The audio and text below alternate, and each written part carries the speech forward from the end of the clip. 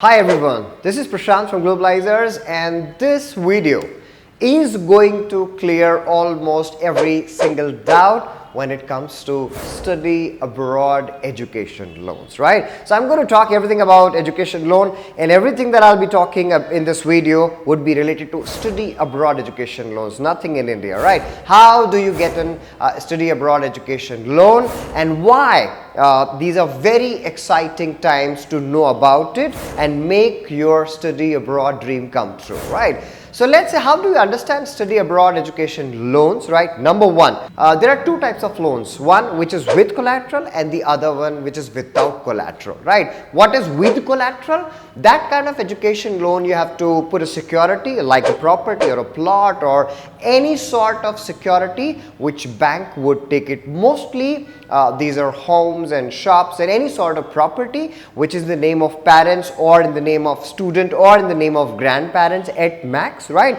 Usually the properties in the name of relatives, and if they are putting that as a security, may work and may not work, right? So collateral is nothing but a security that you give it to bank, and they give you a study abroad education loan, right? And what amount of loan that you'll get in that case, it depends usually on the value of the property, and whatever is the value of the property, 60 to 70 to 80% of that property you might get the education loan of that amount, right? Second, as I told you, without collateral, now that's why the whole scenario becomes very interesting, because these are very exciting times in study abroad education, right? And why so many of you can dream about studying outside India, it's because of these collateral free loans, right?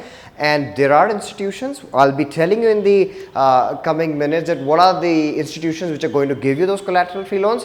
But what these collateral free loan means, no security. That means whether your parents have a property or not, it doesn't matter, right? So collateral free loans. So one way to understand study abroad education loan is to have these two things clear, with collateral and without collateral. The second thing, you need to understand what banks would give you with collateral and what banks or what financial institutions are ready to give you without collateral, right? So let's talk about what are the banks which would not give you a loan without collateral. So usually all the nationalized banks like State Bank of India, like Bank of Baroda and Canara and UCO and Union and BOI and etc., these are the banks which would not give you a loan more than 7.5 lakh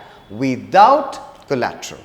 So even some banks are, even for 5 lakh also they want a security, but as they say, more than 7.5 if you need, you would require to produce a collateral, and you need to have the right papers and complete papers on that. So that's how you do that. The advantage with these banks, and if you have a property, yes, slightly more competitive interest rates, right? Let's say 0.5 to 0.25 and sometimes even 0.1% less as compared to collateral free loans. So you might want to take into account. So if you have a collateral, then your choice is still take a loan which is without collateral, or you can always go for with collateral. Second, what are the institutions which are going to give you collateral free loans? Is very, very important, guys, and I think these days most of you go for collateral free education loans because nobody wants to put their security on the stake, and parents are sometimes not convinced with your study abroad plan, so you have no other option but to approach for collateral free loans. Now collateral free loans are given by banking and non-banking institutions in India, right? Banking and non-banking institutions, you really don't have to dig much into it. Primarily listen to these names, right? HDFC Credila, Axis Bank, ICICI Bank, okay? And Avance, that's another institution.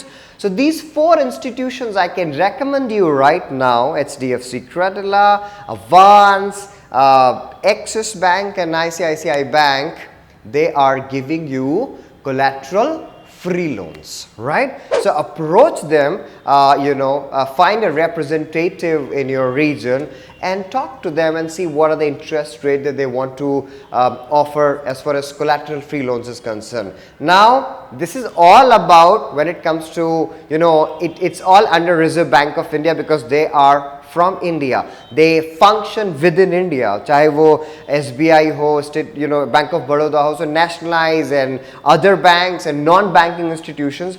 But there are two other financial institutions which has nothing to do with the RBI, and they are sort of companies not from India. They're based out of UK or USA, and those companies are completely functioning mostly online. They have offices and representative in India, but it will completely function online, and those companies are very important for you to know. Number one, Prodigy Finance, and number two is Empower Financing. Try going to these two websites, okay, and they give not for all the universities but to a certain set of universities, but the number is big. So I think if you have an admit from United States, mostly Prodigy Finance and Empower Finance might help you, right? So these two companies, their processes are very much independent of what your father does and even what their CIBIL scores are, because if you take a loan from India with collateral or without collateral, at least parents' CIBIL record and their current status and at least income tax has been seen, even if they do not have a property. But these institutions won't even look into that. They would just see which university you're going to and what is your profile, and on the basis of that you will get a loan sanction letter, right? So that's how it works out, guys. Usually I'm just adding a rider for undergraduate students, right?